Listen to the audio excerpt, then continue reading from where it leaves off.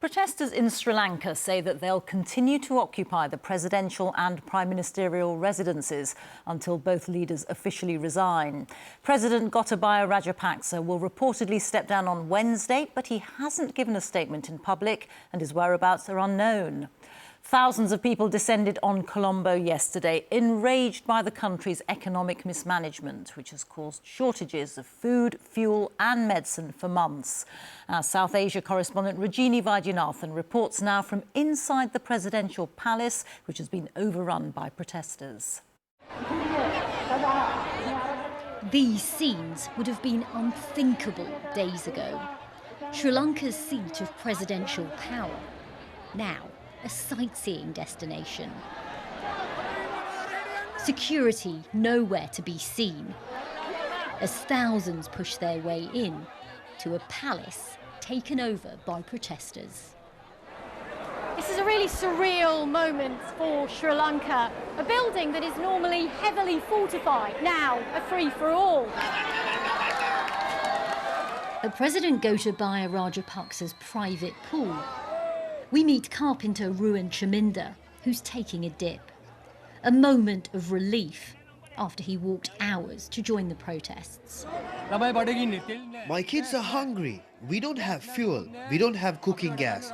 We don't even have fuel to do our jobs properly. How does it feel to swim in the president's personal pool?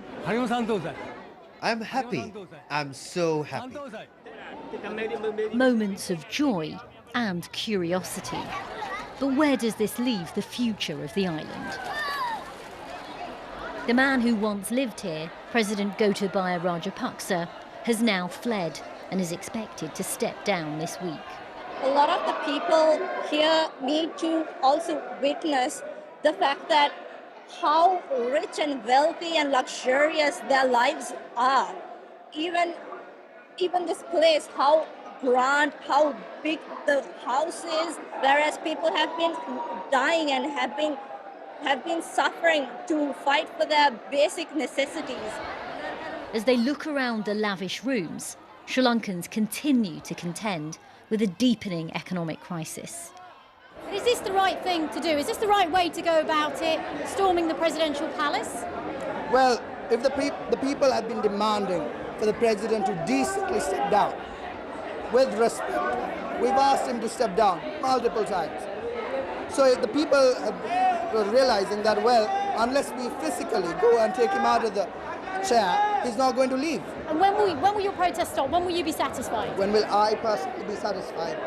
If we go to a new election, and hopefully people will vote for principles and morals and ideals that the person running for the election holds and not the person itself. Because when it comes to politics in Sri Lanka, it's personality centric. After months of frustration, this feels like a release. Crowds surging through the doors to get inside this presidential palace and get a peek of what life is like, Sri Lanka's political class. A palace overrun, a country in crisis. Protesters say they won't leave until the president officially quits. But even once he does, who can save this nation in need? For Sri Lanka, the challenges keep on coming. Rajini Vaidyanathan, BBC News, Colombo.